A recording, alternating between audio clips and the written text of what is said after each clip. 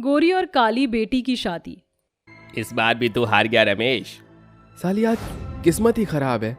आज तो बॉटलें खरीदने के लिए फूटी कौड़ी भी नहीं है और ना ही अगली दाव खेलने के लिए पैसे हैं। रमेश, एक चीज अभी दाव पर लगाने को तेरे पास है, तेरी बीवी।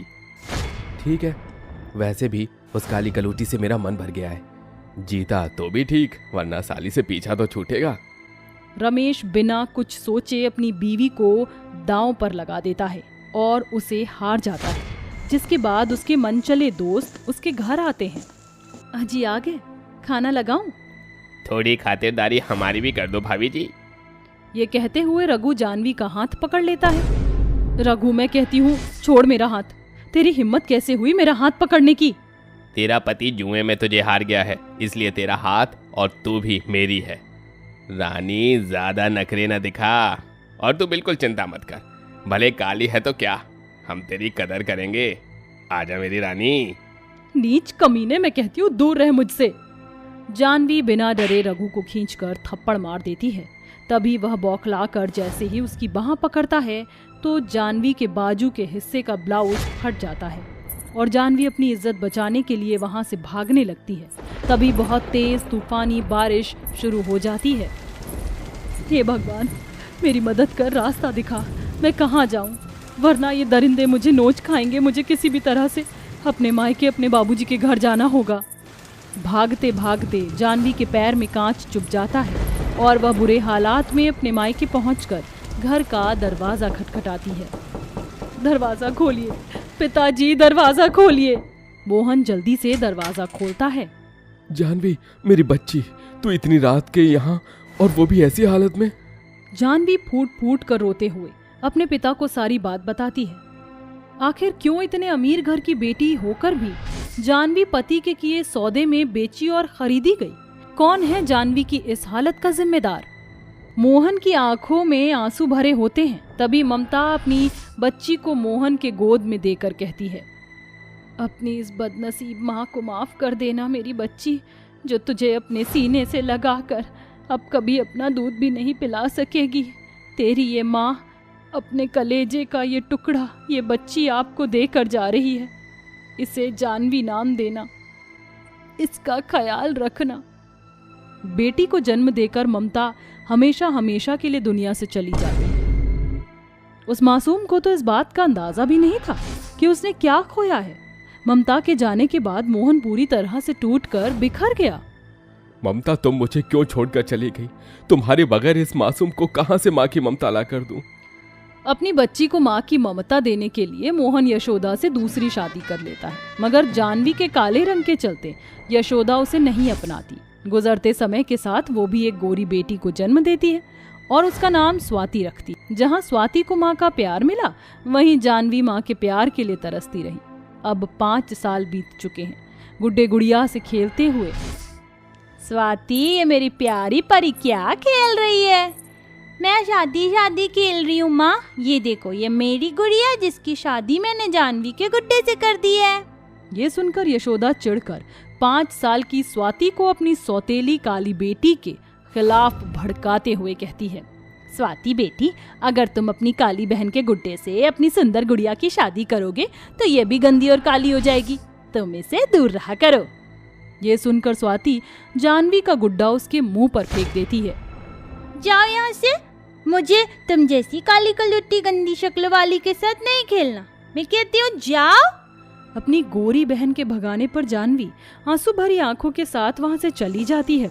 तभी मोहन जानवी को रोते देखकर कहता है, आले आले आले आले, क्या हुआ मेरी सुंदर सुंदर बेटी को? हाँ, झूठ झूठ झूठ झूठ पिताजी, आप मुझसे झूठ बोलते हैं। मैं बिल्कुल सुंदर नहीं हूँ, बल्कि मैं काली बदसूरत हूँ। इसीलिए यशोदा माँ मुझे प्यार नहीं करती। मेरी माँ कहाँ है पिताजी, बोलो ना। तुझे कैसे बताऊं मेरी बच्ची कि तेरी माँ इस दुनिया में ही नहीं। इसी तरह से समय बीतता है। अब दोनों बहनें बड़ी हो जाती हैं। जहाँ स्वाति पहले से भी ज्यादा गोरी और सुंदर हो जाती है, वहीं जानवी काली ही होती है। मोहन अपनी दोनों काली गोरी बेटियों के लिए शादी के रिश्ते देखने लगता है।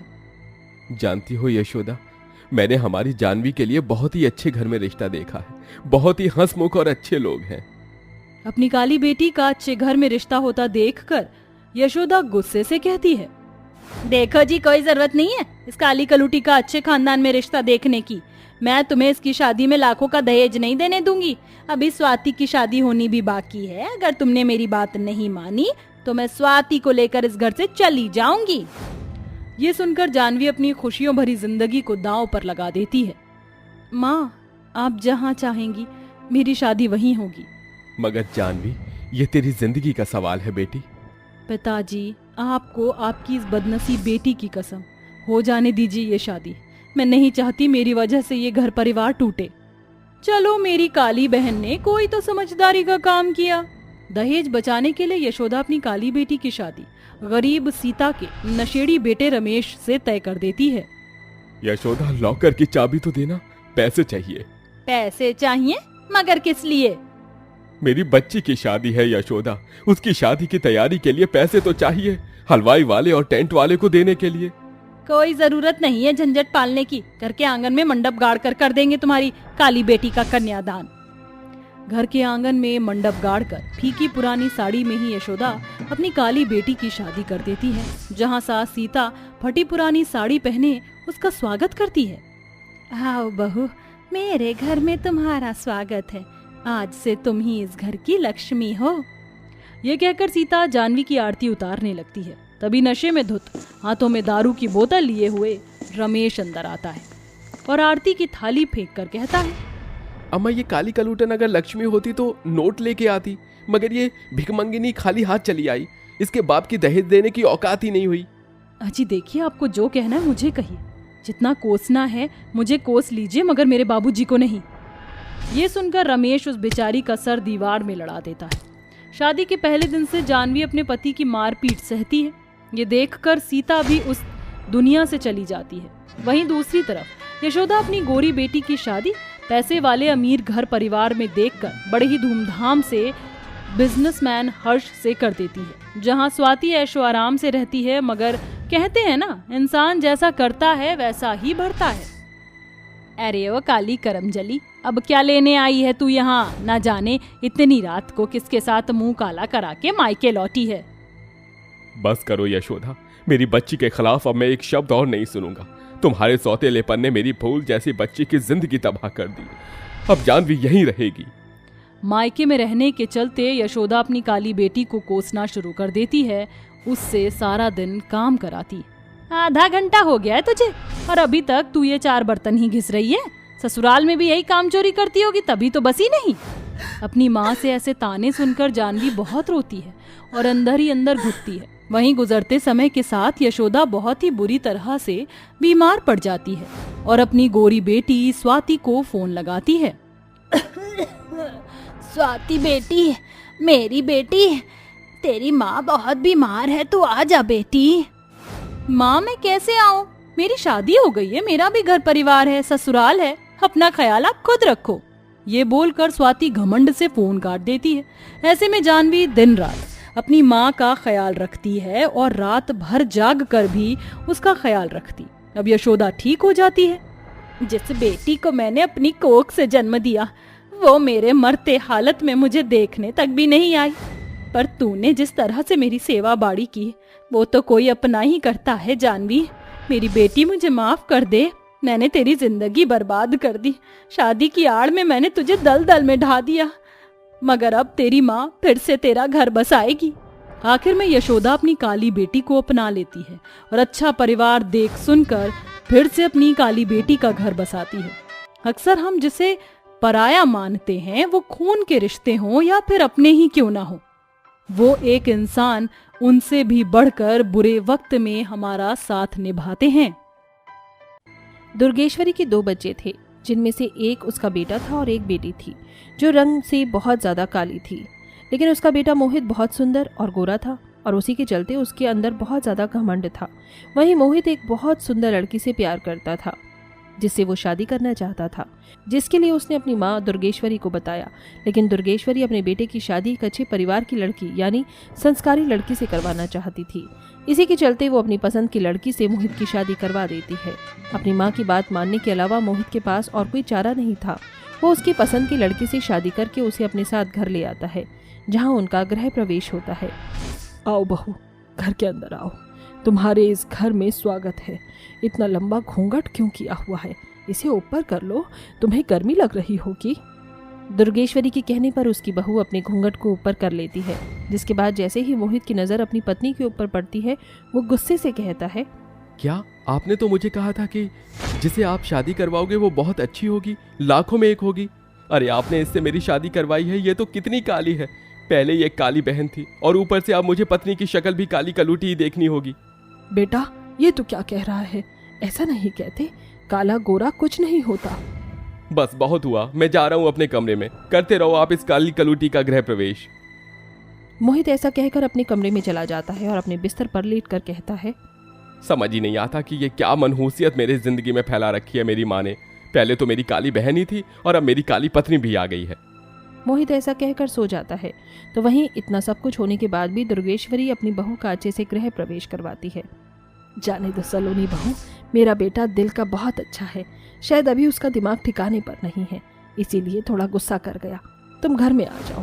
दुर्गेश्वरी के कहने पर सलोनी घर के अंदर आ जाती है। वहीं बहुत मायूसी के साथ सलोनी की सुहाग रात गुजरती है। अपने पति के कमरे में जाने के बाद भी उसे जमीन पर ही सोना पड़ता है। अगले दिन सलोनी समय पर उठ जाती है और सभी के लिए नाश्ता बनाकर तैयार करती है। जैसे ही मोहित नाश्ता करने के लिए आता है, अपनी पत्नी सलोनी का चेहरा देखते ही वो कहता है, मुझे नहीं करना इसके काले हाथों का बना हुआ नाश्ता। इतने में मोहित की बहन प्रिया आती है, जो कि आते ही अपनी भाभी से कहती है, खुशबू तो बहुत अच्छी आ रही है भाभी, जल्दी जल्दी दे दो, आपने क्या बनाया है आज नाश्ते में? मोहित गुस्से से जाते हुए कहने लगता है, हाँ हाँ खाओ, आखिर तुम दोनों की जोड़ी भी तो परफेक्ट लगती है। दोनों ही काली कलूटी हो। मनहूसियत तो तुम दोनों ने ही इस घर में फैलाई है। तुम जैसे मनहूस के हाथ का खाना खाऊंगा तो मेरा दिन भी मनहूसियत में हो जाएगा। मोहित फिर से ऐसा बर्ताव करके अपने कारखाने में चला जाता है। वहां जाने के बाद वो सभी के हाथों में ग्लव्स, पूरे कपड़े पहने हुए और मुंह पर मास्क लगाए देखता है, जिसके बाद वो एक कर्मचारी से पूछता है, ये सब पूरे कारखाने में क्या हो रहा है? सब लोगों ने हाथों में ग्लव्स, मुंह पर मास्क और पूरे कपड़े क्यों पहने हैं? तुम्हें नहीं पता क्या, पूरे शहर में एक वायरस फैला हुआ है, जिसके चलते पूरे शरीर पर बहुत ही बुरे दाने हो जाते हैं। तभी मोहित का मालिक उसके पास आता है और उसे ग्लव्स और मास्क देते हुए कहता है, अरे मोहित, तुम्हें तो सबसे पहले पता होना चाहिए कि शहर में क्या चल रहा है। जल्दी से ये ग्लव्स और मास्क पहन लो, नहीं तो तुम्हें भी ये वायरस लग जाएगा। आपको क्या लगता है कि मैं बहुत ज्यादा कमजोर हूँ? ऐसा नहीं है, मैं बहुत स्ट्रांग हूँ। I am a strong man. मुझे इन सब चीज़ों की ज़रूरत नहीं है और कोई मुझे वायरस नहीं लगने वाला। आप लोगों को इसकी ज़्यादा ज़रूरत है, आप लोग ही लगाओ, मैं ऐसे ही जाकर काम कर सकता हूँ। ओवर कॉन्फिडेंट में भरे हुए मोहित को भी उसी शाम तक वायरस लग जाता है और पूरे शरीर पर दाने निकल आते हैं। कारखाने में भी लोग उसे देखकर दूर भागने लगते हैं, जिसके चलते उसका मालिक वायरस टीम को इन्फॉर्म कर देता है और उसे घर जाकर किसी भी वस्तु या किसी भी इंसान को छूने से मना कर देता है। जैसे ही मोहित घर लौटता है, वो शीशे में अपने आप को देखकर हैरान हो जाता है और रोते हुए अपने परिवार से कहता है, मैं वायरस से पीड़ित हो चुका हूँ, तुम लोग मुझे छूना मत। थोड़ी ही देर में वायरस टीम आने वाली है, वो मुझे क्वारंटाइन के लिए ले जाएगी। मोहित के कहे अनुसार वायरस टीम आती है और उसे ले जाती है, जिसके बाद मोहित की पत्नी, बहन और माँ रोने लगते हैं। ऐसे ही 1-2 दिन बीतते हैं, जिसके चलते अब उनके घर में परेशानियां शुरू होने लगती हैं और घर का राशन भी खत्म हो जाता है। मोहित आने से पहले कुछ पैसे अपनी अलमारी में रखकर चला गया था, जिन पैसों को लेकर सलोनी अपनी सास के पास जाती है। माँ जी, मोहित जी अपनी अलमारी में कुछ पैसे रख गए थे, मैं इन पैसों से घर के लिए राशन ले आती हूँ। चलो प्रिया, तुम मेरे साथ चलो। सलोनी उन पैसों को लेकर बाजार में पहुंच जाती है, जहां उसे चारों तरफ दुर्गा माँ की तस्वीर, उनकी चुन्नी, उनकी चूड़ियाँ और उनके पूजा पाठ का सारा सामान दिखाई देने लगता है। हाँ, मुझे याद आया, दुर्गा माँ के नवरात्रि आ रहे हैं, सभी लोग उसी की तैयारी में लगे हैं। ये तो बहुत अच्छी बात है भाभी, देखो ना, चारों तरफ बाजार कितना भरा हुआ है और इसी वक्त लोग चूड़ियाँ बहुत खरीदते हैं। क्यों ना हम भी चूड़ियाँ बेचने का काम करें, कल हमारी भी चूड़ियाँ बहुत बिकेंगी।